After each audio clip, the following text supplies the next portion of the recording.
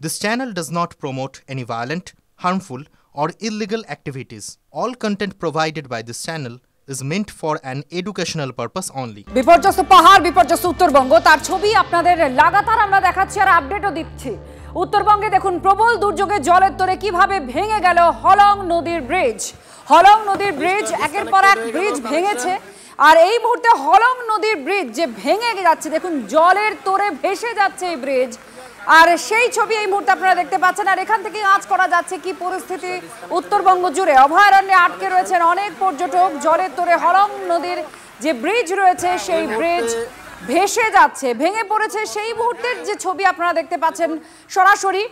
আর যখন এই ব্রিজটা ভেঙে পড়ে তারপরে জলের স্রোত দেখুন, সেই স্রোতে কিভাবে ভেসে চলে যাচ্ছে ব্রিজের এই কাঠামো। জলের তোরে হলংয়ে ভেসে গেল সেতু, আটকে পড়েছেন জলদাপাড়া অভয়ারণ্যে অনেক পর্যটক, তারা আটকে রয়েছেন। বারবার প্রশাসনের তরফ থেকে, এমনকি মুখ্যমন্ত্রী মমতা বন্দ্যোপাধ্যায় আমাদের সঙ্গে কথাও বলেছেন, তিনিও বলেছেন যে যে যেখানে আছেন হোটেলে সেখানেই থাকুন। রাজ্য সরকারের তরফ থেকে, পুলিশ প্রশাসনের তরফ থেকে তাদেরকে নিয়ে আসার ব্যবস্থা করা হচ্ছে। সুজিত আমাদের প্রতিনিধি আমাদের সঙ্গে রয়েছেন। সুজিত, আমরা দেখতে পাচ্ছি জলের তোরে কিভাবে ভেসে যাচ্ছে হলং নদীর কাঠের ব্রিজ। কি অবস্থা, চারপাশের কি অবস্থা, প্রশাসন কি করছে? প্রশাসন এখনো তেমন কিছু ব্যবস্থা নেয়নি।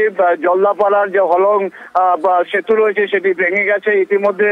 পাশেই জলদাপাড়া কটেজ রয়েছে, এখানে প্রচুর পর্যটক ওখানে আটকে রয়েছেন এবং পাশাপাশি আলিপুরদুয়ারের বিস্তীর্ণ এলাকার কিন্তু ক্ষতিগ্রস্ত।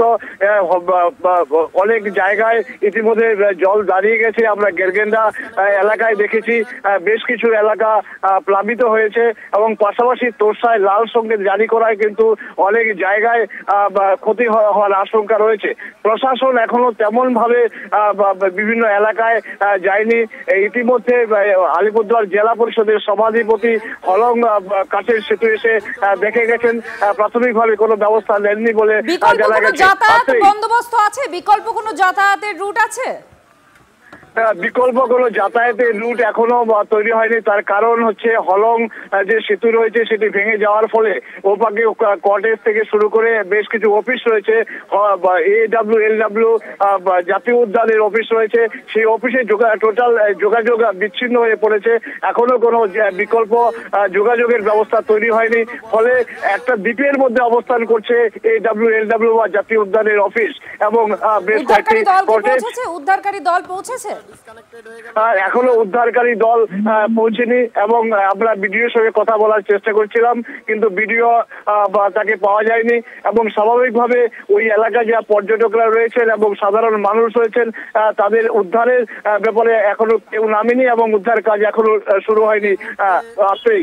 ধন্যবাদ সুজিত। আপাতত যে পরিস্থিতি, সেই পরিস্থিতি আপনারা শুনছিলেন যে এখনো পর্যন্ত প্রশাসনের উদ্যোগ চোখে পড়েনি। কারণ যে ছবি আপনারা দেখছেন, এই হলং সেতুর যে অবস্থা, একেবারে জলের তোরে কাঠের সেতুটা পুরো ভেঙে ভেস্তে গেছে। পাহাড়ে বৃষ্টি হচ্ছে আর আচমকা উত্তরবঙ্গের একাধিক নদীতে জলস্তরও বেড়ে গেছে, খুব স্বাভাবিক, কারণ এক নাগাড়ে বৃষ্টি হয়েছে। দুধিয়ার ছবি দেখাবো। আতঙ্কে ঘর ছাড়ছেন নদী পাড়ের বাসিন্দারা। দুধিয়ার ব্রিজ সেটা ভেঙে পড়েছে আর আতঙ্কে ঘর ছাড়ছেন বাসিন্দারা। আসবাবপত্র নিয়ে তারা নিরাপদ স্থানের দিকে রওনা দিচ্ছেন।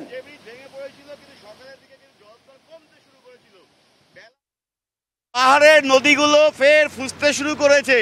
কি বিশাল পরিমাণ জলরাশি! যে ব্রিজ ভেঙে পড়েছিল কিন্তু সকালের দিকে কিন্তু জলস্তর কমতে শুরু করেছিল, বেলা বাড়তেই কিন্তু রাশি রাশি জলস্তর আসছে। গর্জন করতে করতে দুধিয়া নদীর এই জল কিন্তু কার্যত এগিয়ে চলেছে। প্রবল বেগে নদীগুলো বইতে শুরু করেছে, বিভিন্ন নদীতে জলস্তর বাড়ছে কিন্তু, যে কারণে নতুন করে এই নদীর চরবর্তী যে বিভিন্ন এলাকা, সেই এলাকাগুলোতে ভাঙনের আশঙ্কা আবারও দেখা দিচ্ছে। আমি একবার দূর থেকে যতটা যাওয়া যায় একবার দেখাবো। দেখো এই জায়গাগুলোতে কিন্তু ইতিমধ্যে ফাটল, অর্থাৎ এই জায়গাগুলো কিন্তু আস্তে আস্তে দীপান একটু এদিকে সর, আস্তে আস্তে কিন্তু জলের দিকে সরে পড়ে যাবে এবং এই ধরনের ফাটল ধরাতে ধরাতে প্রবল জলরাশি কিন্তু প্রবল বেগে বইছে। তো উপরে ঘন কালো মেঘে ঢাকা পাহাড়ের চূড়াগুলো যদি দেখো উঁচুর দিকে, সেখানে দেখো মেঘ দেখতে পাচ্ছ, কালো দেখতে পাচ্ছ। ওই এলাকাগুলোতে কিন্তু বৃষ্টি হচ্ছে, মেঘ রয়েছে, যে কারণেই কিন্তু নতুন করে বেলা বাড়তেই এই নদীগুলো ফুসতে শুরু করেছে। এই পরিস্থিতি দাঁড়িয়ে যদি আজকে রাতেও গতকালকের মতো বৃষ্টি হয়, অর্থাৎ পূর্বাভাস কিন্তু আছে আজকেও বৃষ্টি হতে পারে, এই প্রবল বৃষ্টি যদি হয় সেক্ষেত্রে এই নদীগুলো কী রূপ নেবে তা ভাবলেই কার্যত আমরাও শিহরিত হয়ে যাচ্ছি। আপনারা দেখছিলেন আমার সহকর্মী প্রসেনজিৎ কি বিভৎস সেই ছবি আপনাদের সামনে তুলে ধরলো। কাজিরাঙ্গার ছবি উত্তরবঙ্গে দেখতে পাওয়া গিয়েছে। জল ঢাকায় জলের তোরে একটা গন্ডার ভেসে যাচ্ছে, সেই ছবি দেখাবো। গরুমারা জাতীয় উদ্যান লাগোয়া এই নদীতে মৃত্যু হয়েছে এক শৃঙ্গ গন্ডারের। মর্মান্তিক এই খবর। আমি পিসিআরকে বলবো সেই গন্ডারের পালিয়ে যাওয়ার সময়ের ছবিটা এই মুহূর্তে দেখুন। এই গন্ডারটির মৃত্যু হয়েছে গরুমারা জাতীয় উদ্যান লাগোয়া নদীতে। এই এক শৃঙ্গ গন্ডারের মৃত্যু হয়েছে। আমার সহকর্মী রনি এই মুহূর্তে আমার সঙ্গে টেলিফোন লাইনে রয়েছেন। রনি, কিভাবে মৃত্যু হলো গন্ডারটির, কি জানা যাচ্ছে? দেখো শিবজি, প্রথমে আমি বলতে চাইবো যে ডুয়ার্সে কিন্তু যে একটানা বৃষ্টি, ভুটান পাহাড় এবং সিকিম পাহাড়, তার জেরে কিন্তু জলস্ফীতি সমস্ত নদীতে। সেই জলের কারণে একদিকে যেরকম মানুষ বিপদে পড়েছে, সেমনি বিপন্ন হতে বসেছে বন্যপ্রাণ। কারণ যেভাবে নদীর জলে হাতি এবং গন্ডারকে ভেসে আসতে দেখা গিয়েছে, এই দৃশ্য কিন্তু এর আগে কখনো দেখা যায়নি। সব থেকে বড় বিষয় যে গন্ডারের মৃত্যু। আমরা কাজিরাঙ্গা ন্যাশনাল পার্কে আমরা দেখেছি বন্যায় প্লাবিত হয়ে গন্ডার, হাতি মারা যায়, কিন্তু জল ঢাকা নদীতে এইভাবে হাতির গন্ডারের মৃত্যু রীতিমতো চিন্তায় ফেলেছে বনকর্মীদের এবং বনকর্তাদের। সেই সাথে বলবো যে বানারহাট এলাকার যে ডায়না নদী, ডায়না সংরক্ষিত বনাঞ্চলের পাশ দিয়ে বয়ে গিয়েছে, সেখানেও কিন্তু জঙ্গলের সেই বাঁধে 100 মিটারের বেশি কিন্তু ভাঙন দেখা দিয়েছে।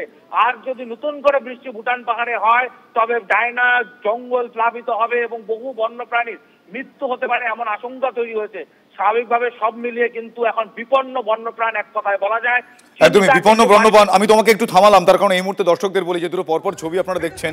একটি ছবিতে দেখতে পাওয়া যাচ্ছে একটি গন্ডার, সে কোনো রকমে সাঁতরে এসে পাড়ে উঠে নিজের প্রাণ হাতে নিয়ে দৌড়চ্ছে। একবার যদি ফুল স্ক্রিন করে ছবিটা দেখানো যায়, দেখুন এ কোনো রকমের সাঁতরে এসে প্রাণ হাতে নিয়ে ছুটছে। এইভাবে আতঙ্কে বন্যপ্রাণ। দেখুন সেই ছবি। অন্যদিকে এবার দেখাবো একটি গন্ডারের মৃত্যু হয়েছে, সেই ছবিটা আমি আরো একবার দেখাবো। দেখুন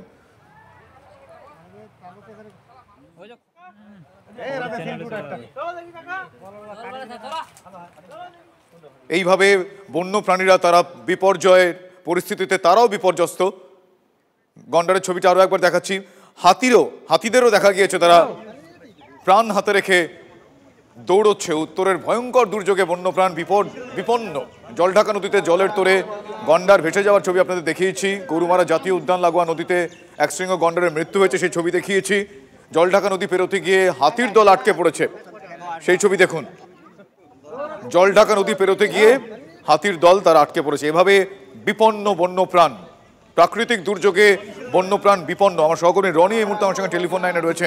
রনি, এই পরিস্থিতি সামাল দেওয়ার জন্য কোনো বন্দোবস্ত দেখতে পাওয়া যাচ্ছে? কারণ যেভাবে আমরা একটার পর এক ছবি দেখছি, বন্যপ্রাণীরা যেভাবে বিপর্যস্ত এই পরিস্থিতিতে। দেখো শুভজিৎ, সব থেকে বড় বিষয় এখন কিন্তু ঘরে বাইরে সব দিকে চ্যালেঞ্জের মুখে বনকর্মীরাও। কারণ একদিকে যেমন যোগাযোগ ব্যবস্থা পুরোপুরি বন্ধ হয়ে গিয়েছে সব দিক থেকেই, যেমন নাগরাকাটার দিকে ব্রিজ ক্ষতিগ্রস্ত হয়েছে, তেমনি ধূপগুড়িতেও ক্ষতিগ্রস্ত হয়েছে, বানারহাটে ক্ষতিগ্রস্ত হয়েছে, মালবাজারে ক্ষতিগ্রস্ত হয়েছে। সড়ক পথে যে গাড়ি নিয়ে জঙ্গলের রাস্তা দিয়ে যে নজরদারি চালাবে না, তাতেও বেগ পেতে হচ্ছে। নদী পেরিয়ে গিয়ে যে জঙ্গলের নজরদারি করবে তারও উপায় নেই, কারণ সর্বত্র জলমগ্ন। তবে একদিকে নজরদারিতে সমস্যা বাড়ছে, তেমনি বন্য প্রাণীদেরও বিপদ বাড়ছে। তবে বন দপ্তরের কর্তারা কিন্তু ইতিমধ্যে সমস্ত বিটগুলিকে নির্দেশ দিয়েছেন যাতে পায়ে হেঁটে হলেও যাতে নজরদারি চালানো যায়। কারণ পাশেই গরুমারা এবং চাপড়ামারি দুটি বড় জঙ্গল, যেখানে একশৃঙ্গ গন্ডার রয়েছে। এই একশৃঙ্গ গন্ডার এবং হাতি যাতে কোনোভাবেই বিপদের মুখে না পড়ে বা কোথাও যদি জলে ফেসে যায় তাদেরকে যাতে দ্রুত উদ্ধার করা যায়, তার জন্য কিন্তু কিউআরটি গঠন করেছে। এই কিউআরটি মূলত হাতিদের গতিবিধির উপর নজর রাখা গ্রামে কাজ করে, তাদেরকেও কিন্তু এই কাজে ব্যবহার করতে। বুঝতে পারছি, অর্থাৎ পরিস্থিতির শিকার তারাও যথেষ্টই তৎপরতার সঙ্গে বন দপ্তরের কর্মীরা তারা চেষ্টা করছেন, কিন্তু কিভাবে বন্যপ্রাণীরা বিপন্ন এই ছবি আরো একবার সত্যি চোখে আঙুল দিয়ে দেখানো যাকে বলে সেটাই বোধহয় হচ্ছে।